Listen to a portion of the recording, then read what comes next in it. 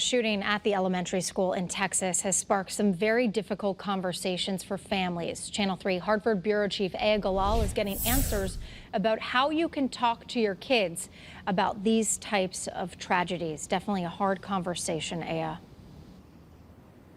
Erin, that's absolutely right. News like this is, of course, so difficult for families to process. So I spoke with a child psychologist today about what parents can do and how they can support their children.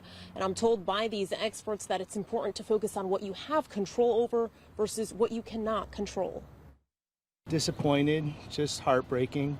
You know, these things seem to be happening too often, and someone has to be responsible. Sadness and grief have gripped the nation after 19 children and 2 adults were killed at a Texas elementary school Tuesday. It's heartbreaking. You feel that, you know, it could happen to your kid one day. As families try to process one of the deadliest school shootings in U.S. history, there are some key things experts say parents should keep in mind. Instead of taking our adult anxiety and our adult concern and projecting it onto our children, you start by asking open-ended questions. What did you hear? What went on at school today? Dr. Laura Saunders is a child psychologist at the Institute of Living. She says if kids aren't showing concern or asking a lot of questions, conversations do not have to be forced. You leave that kind of emotional door open. So the worst thing you can do as a parent or as a caregiver is to sort of force a conversation, an emotionally